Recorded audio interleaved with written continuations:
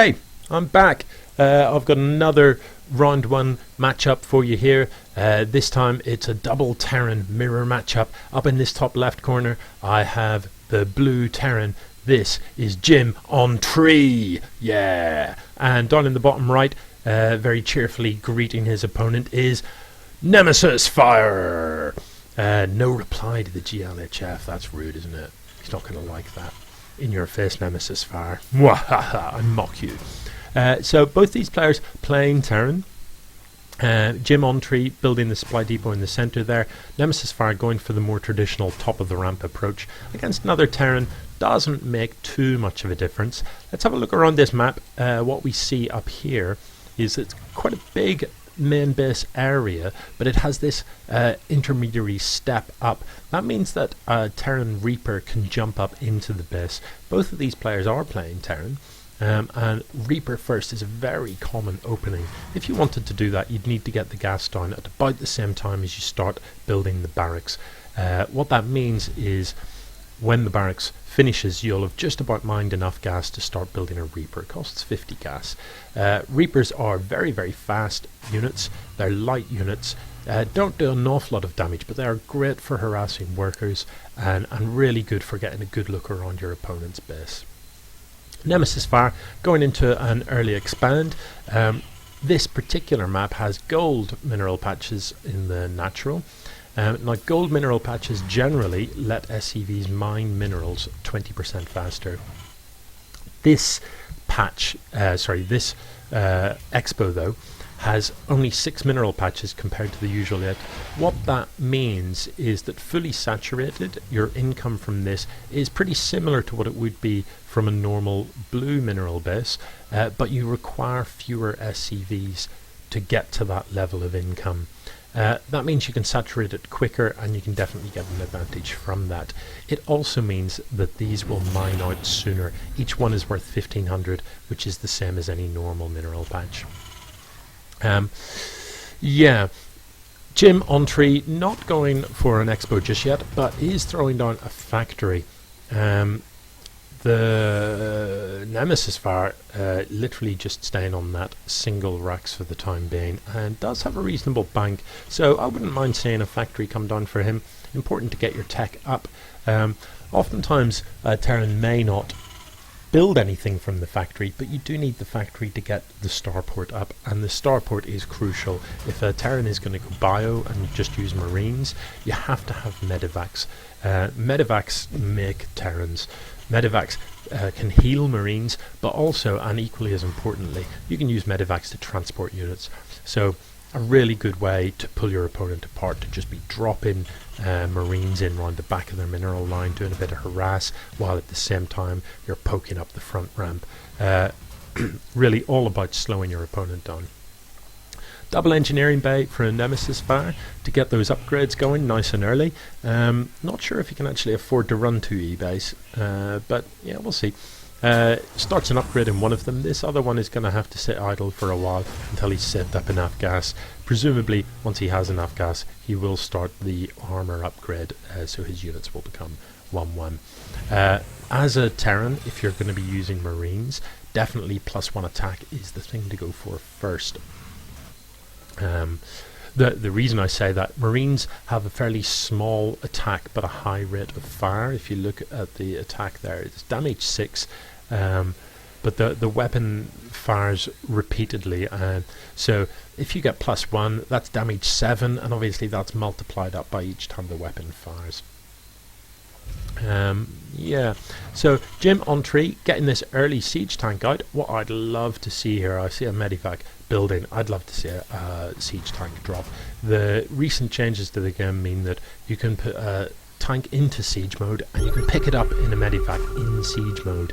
That means you can just drop a tank or a pair of tanks from a couple of medevacs and they lay a volley of siege fire which can do massive damage to a mineral line. You can literally drop them, let them fire twice, pick them up again and get out of there, and you've killed, 6 or 7 SCVs in just a couple of seconds. JimOntree just parking a Marine here, probably looking for a third expo to come down, but actually NemesisFire has chosen to expand across here in the gold. Yeah, not necessarily the natural third, but to be honest, just as easily defended really. Park your army somewhere out the frontier and you can move to defend this spot or this spot. So, for reasons best known to himself, JimOntree deciding that in the top right corner of his base is the best place to keep his army. If something did come in here, it could probably snipe this and get out before stuff like siege tanks could make their way over there, because they are pretty slow.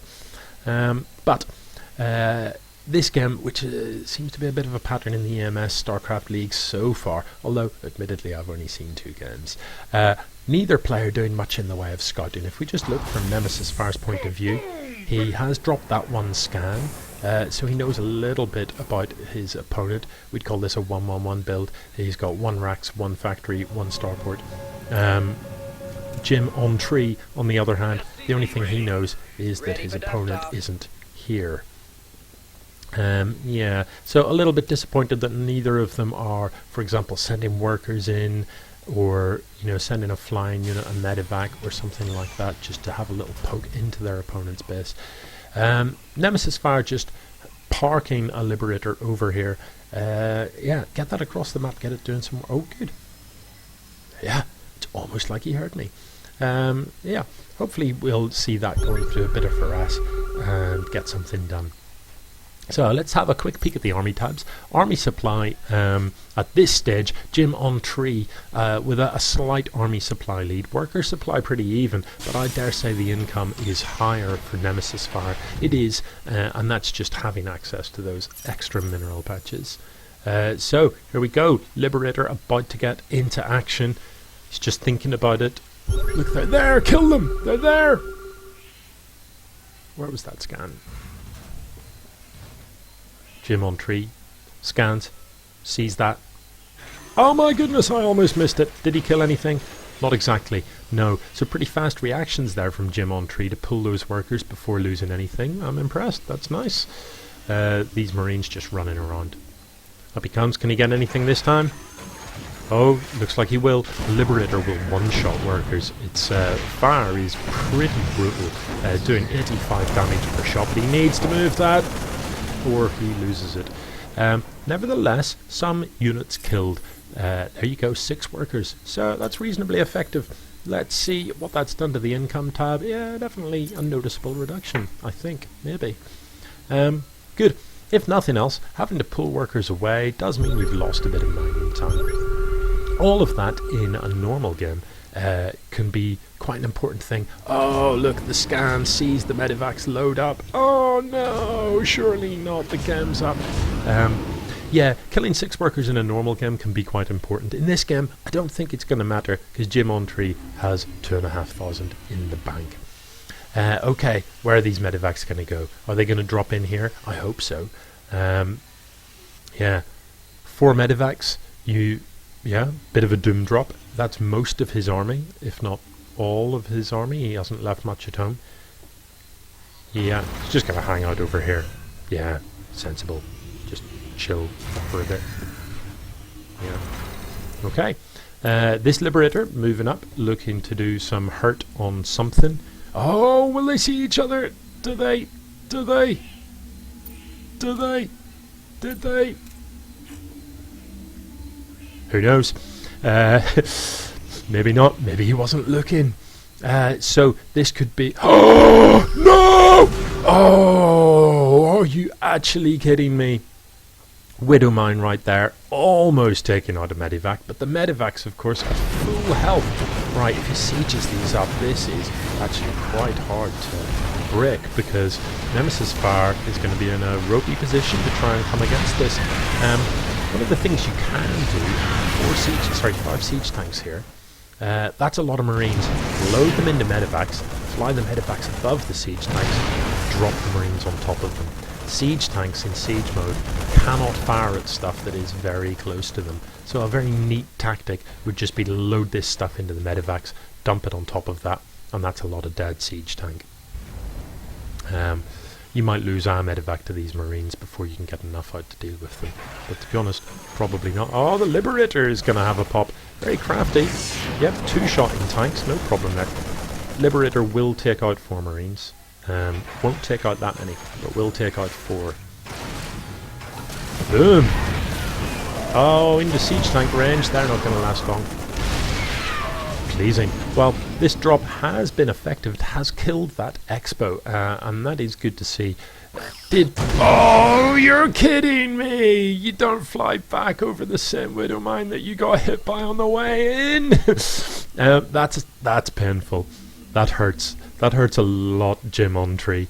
I was about to say probably worth it, even with the loss, the unnecessary loss of a couple of siege tanks. But I don't know. Another medevac loss on the way home. Iffy.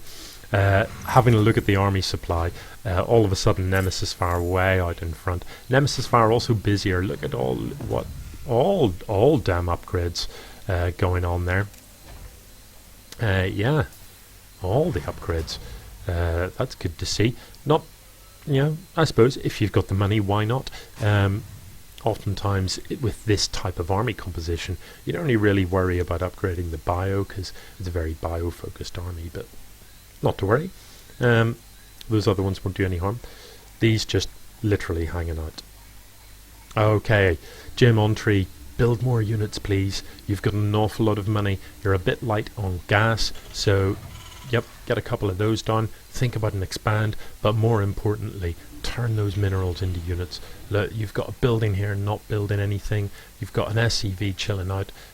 He could be building more barracks or more factories so that you can get rid of that money. Okay, a Viking. Yep. Right, well, after that brief flurry of action, things seem to have stabilized. Both players just, coining a reasonable chunk of money. Where was the scan? Where was it? Where was it? Where did he scan? Oh, here. Double scans going down. Doesn't need the money, so why not? Scan, I believe, did see this stuff move out. So that might be a bit of a tell that there's an expert on the front. Oh, look at him expanding everywhere. 3 CCs going down at once. That's what I like to see. If you've got 3 grand in the bank, why not? Why wouldn't you just chuck buildings down everywhere? Money does you no good in this game. Spending money wins games. So yeah, if you've got all that money, but look, you've only got 3 barracks and you've only got 1 starport, 1 factory, double up.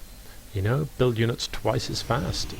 Spend that money. JimOntree in particular. Look, these buildings aren't even doing anything. They're just chilling out and you've got all that money.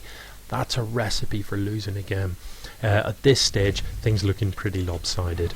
This NemesisFire, the Red Terran, is gonna dominate fairly soon. If we saw a little bit more scouting, if we saw maybe some scans go down, you've got these command centers, look at that, full energy, you've got enough money, you don't really need to worry about dropping mules. So use that energy on scans, find out what your opponent's doing, because if you could see what I could see and knew that you had literally double the army, you'd already have clicked across the map and won. On the flip side, maybe he's just enjoying chilling out and building loads of stuff. What? Okay, so literally upgrading everything, getting the armor upgrades for structures and even increasing the cargo space in bunkers by 2. I forgot that those upgrades even existed.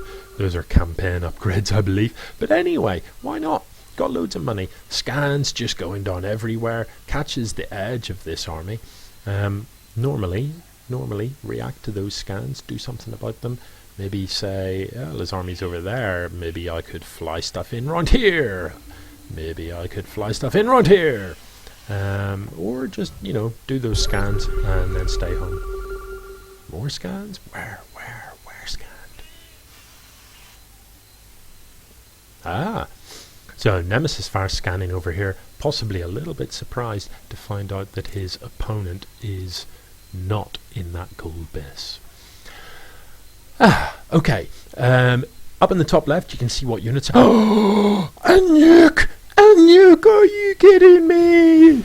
Oh, Oh, JimOntree, you're my new favourite player. JimOntree has built a nuke. Unfortunately, he hasn't built any ghosts, so he can't fire the nuke. And that's a real shame, because I would love to see a nuke.